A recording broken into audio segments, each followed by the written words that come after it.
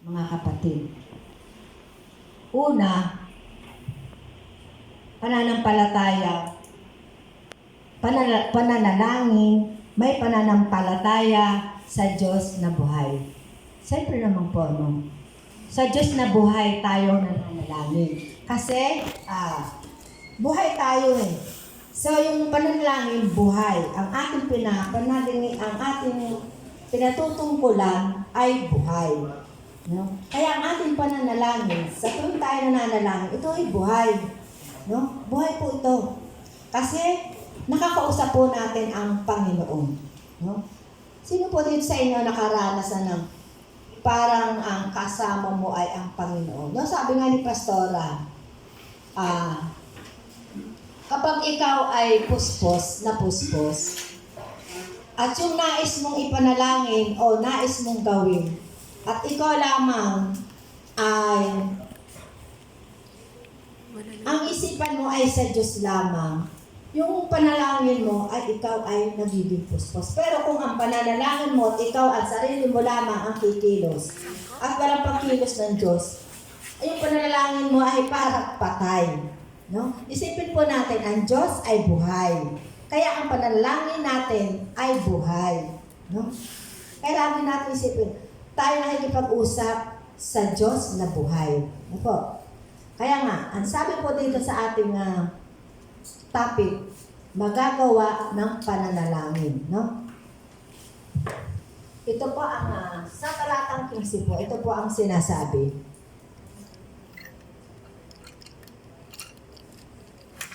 At pagagalingin ang may sakit dahil sa pananalangin may pananampalataya. Tayo po ba nananalangin na walang pananampalataya sa Diyos? Siyempre hindi po, ano ho. Eh kung wala tayong pananampalataya sa Diyos, para saan yun? No? Sa ating mga mananampalataya, unang-una, ang nais makita ng Diyos sa atin ay yung tapat nating pananampalataya, taos-pusong nananalangin at paglapit sa Diyos sa pamamagitan ng ating pananalangin. Kaya nga po sabi dito, magagawa ng pananalangin. No? So yung ating pananalangin sa ating kapwa mananampalataya, ang nais makita dito sa atin ng Diyos, yung puspos tayo. Mula una hanggang huli, puspos tayo sa paglapit sa Diyos. No? Ang Diyos ay nakikinig.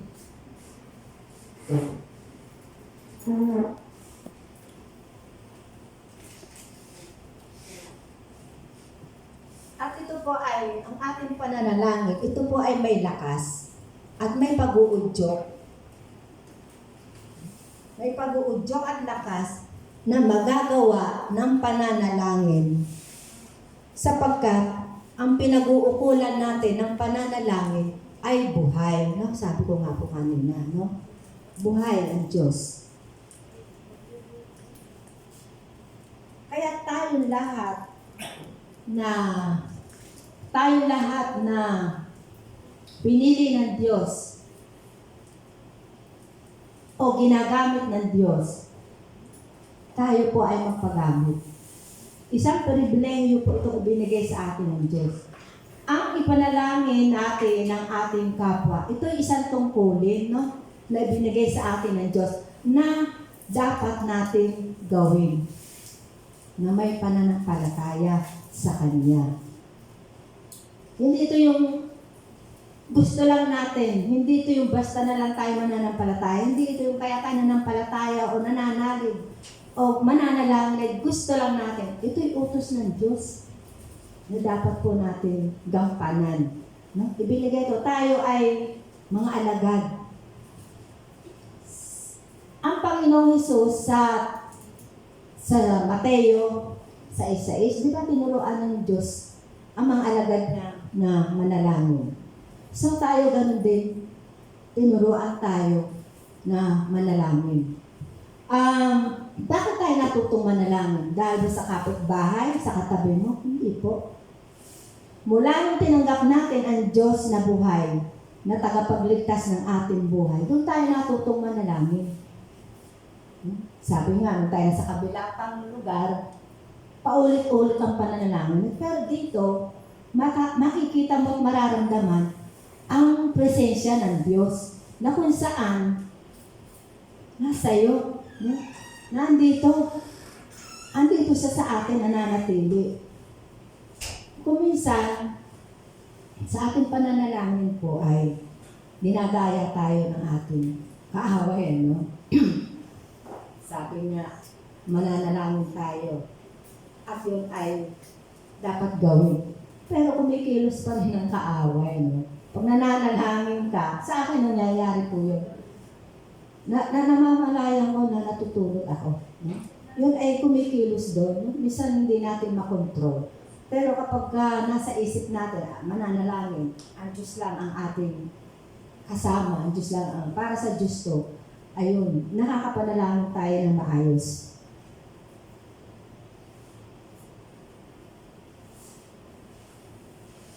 Gawin po natin mga kapatid na ang ating pananalangin sa Diyos ay may punong-puno ng pananampalataya at manalig tayo na yung inilalapit natin sa Diyos ay may lubusang paggaling. Ano po? May paggaling. Pagkat ang Diyos ay kagalingan. Ikalawa po, pananalangin may pagtitiwala. Sa talatang 16 po, ito po ang sinasabi. Sinabi ni Santiago na malaki ang nagagawa ng pananalangin ng taong matuwid. Sino po ang tinutukoy dito? Tayo, no? Masasabi mo bang, ako'y wala namang nagagawa ang pananalangin. Sasabihin mo ba, ako'y nananalangin, wala naman nangyayari. Meron. Nasasabi lang natin yon kasi nga hindi tayo focus. No? Pero kung focus tayo at sa Diyos talaga tayo, makakapanalangin tayo ng maayos. Tayo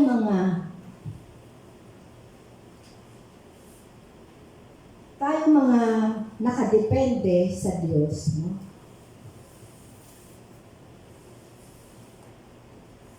Tayo ay yung punong-puno ng pagtitiwala. No?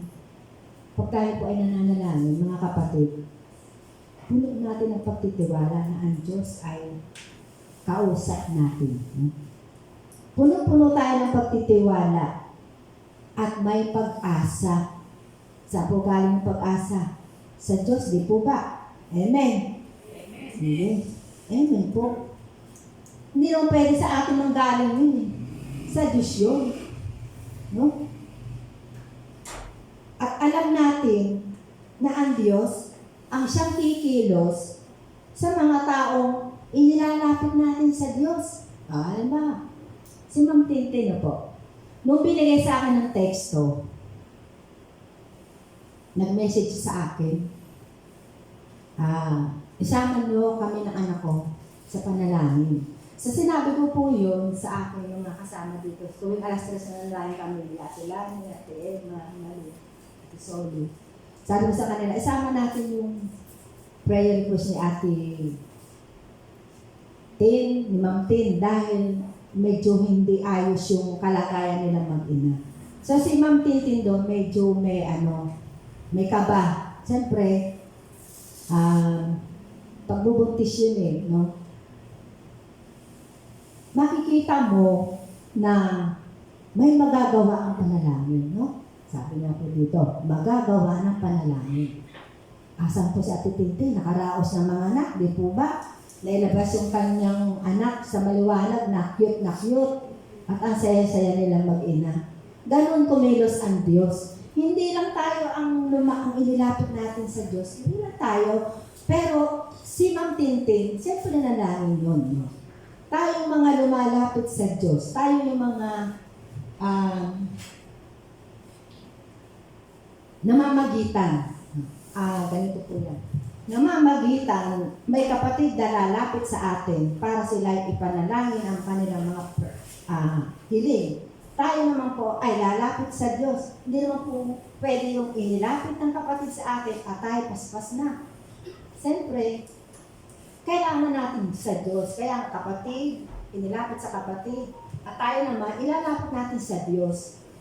At ang Diyos ang bahalang kumilos doon. No? Ang pananalangin po ay wala sa nananalangin. Ang kapangyarihan ng pananalangin, wala sa nananalangin. No? Sa atin. Sa akin, wala sa nananalangin. Kundi, ang pananalangin po ay nasa kapangyarihan na nakasalalay sa kapangyarihan ng Diyos na kung sino ang tumutugon sa ating pananalangin. Sino ba ang tumutugon sa ating panalangin? Ang Panginoon Diyos. So siya ang kumikilos sa mga taong humihiling sa atin. Tayo ay tagapamagitan. Ang Diyos ang kumikilos at ang gumagawa. Ngayon, makikita po yung kapangyarihan ng pananalangin natin.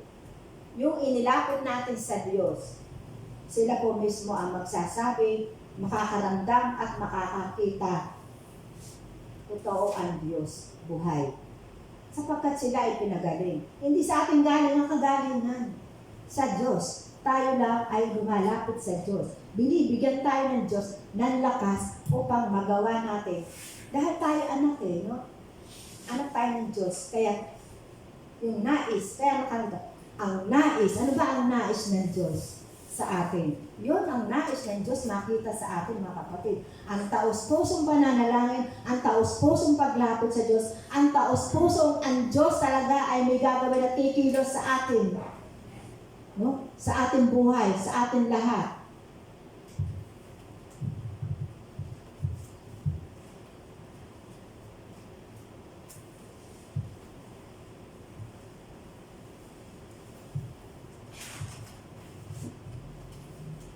Huwag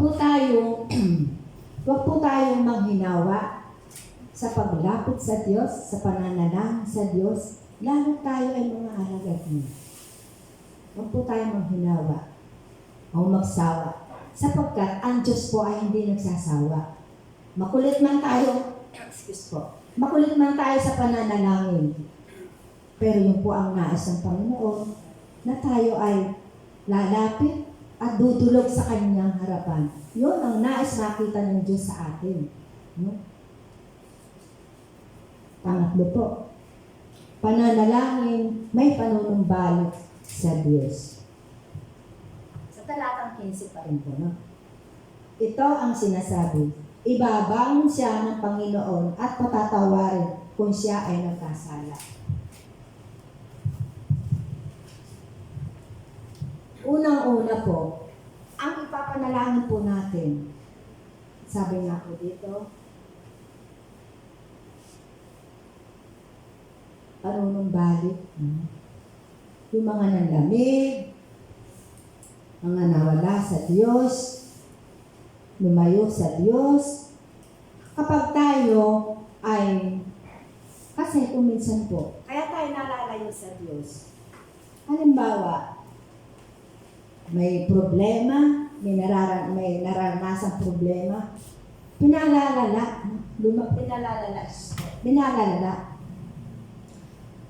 Konting madinig sa atin dito, pinalalala, binibigyan ng pangit na kahulugan. Ako po ay isinuko kayo sa Diyos. Ayaw ko po. Hindi na baling ako ang sakitan. Di na baling ako yung pintasan o may makita sila sa akin hindi maganda o pag bulungan nila. Huwag lang sa akin po manggagaling yun. Bakit po? Huwag sa atin manggaling. Tayo mga anak ng Diyos at alagad. Nagsasalita tayo sa una tapos ganun tayo. Ako, pinipintasan ko sarili ko. Todo ako na andito. Tapos, kauna-anahan ako mamimintas. Wala akong dating sa Panginoon yun. Nakakatakot po yun. Hindi mahirap Hindi po madali ang magsalita dito sa ulan. Kasi salita ng Diyos ang ating pinapakinggan. Ang sinasabi ko dito hindi kapintasan. Kapintasan ko,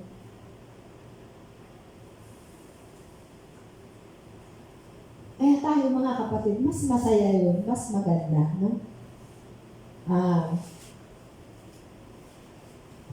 Sabi ko nga dito, masaya kung nakakaintindihan lahat tayo, no? Ang pamamagitan sa pananalangin, ito ay tungkulin na tayo ay inuutosan ng Diyos na ipanalangin ang isa't isa. Higit ang mga lumayo sa Diyos. Pwede po natin silang lapitan upang sila ay palakasin ang nangihina nilang pananampalataya. Ang paghayo, isang sakripisyo po yan. Hindi po ako nakakahayo kami. Dahil ang mga kasama ko ay mga high blood. Si Marimelet, si Malu. Kaya, Lord, pasensya na kayo. Gawain to sa inyo. Pero, mainit po eh. Hindi naman yung masama eh. Dahil hindi naman nanaisin ng Diyos na may mangyari sa'yo. No? So, babawi na lang tayo kapag maganda na yung panahon. Kasi talagang pinag-iingat tayo eh. No?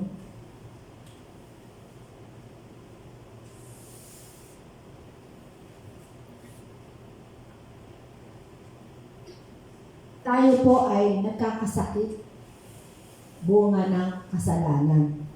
Ano ibig po sabihin nun? Hindi lamang physical ang pinagagaling ng Diyos, maging ang ating spiritual.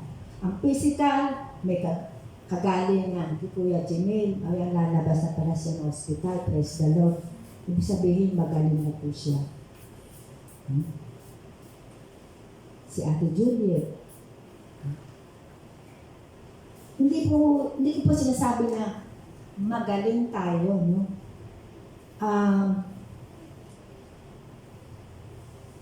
Tayo yun eh. Tayo yung inilapit ng Diyos. Tayo yung hinipo at pinili na gawin natin ito. Ito ay ginagawa ng Diyos sa ating buhay para tayo ay palakasin, no? Para hindi panghinaan. Subukan nyo hindi kayo upo lang tayo, upo, uwi.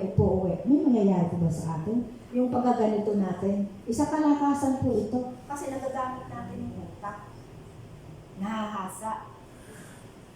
Pero kung tayo uwi, sipag uwi, no? Sipag sa pagsimba, sipag sa pag-uwi. Simbang uwi. Kaya babalad po tayo na nararanasan natin itong ganito. Yung iba hindi ito nararanasan. Bakit po? Kasi wala sila eh. Walang ang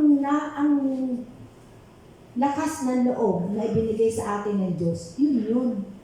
Kaya atin pong pagyamanin ang ibinigay ng Diyos sa atin. No?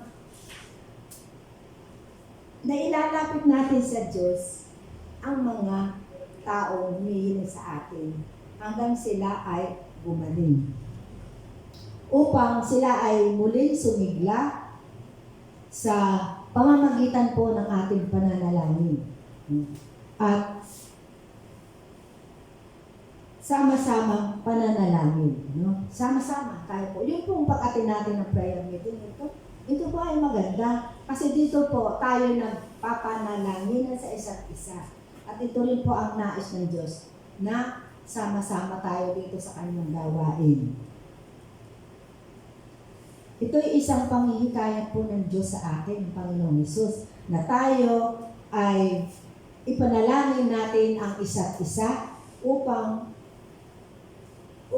ang gumaling ang isang nagkasala ay gagaling din sapagkat siya ay lumayo sa Diyos, siya ay isinama natin sa pananalangin. Siya ay gagaling. No? Gagaling siya. Ibig sabihin, magbabalik loob siya sa Diyos. Meron lang timing yun. No? Meron lang.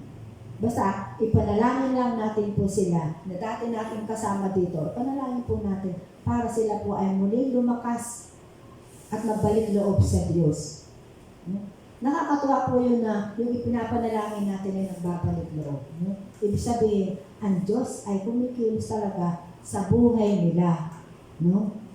At sila ay, sabi nga po dito ay, sa 50, at paggagalingin na may sakit dahil sa pananalangin, may pananampalataya, ibabangon siya ng Panginoon at patatawarin mo. Ibabangon siya ng Diyos at patatawarin dahil siya ay muling nagbabalik sa Kanya.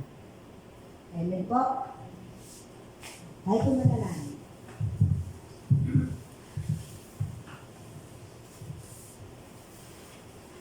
Panginoon Diyos,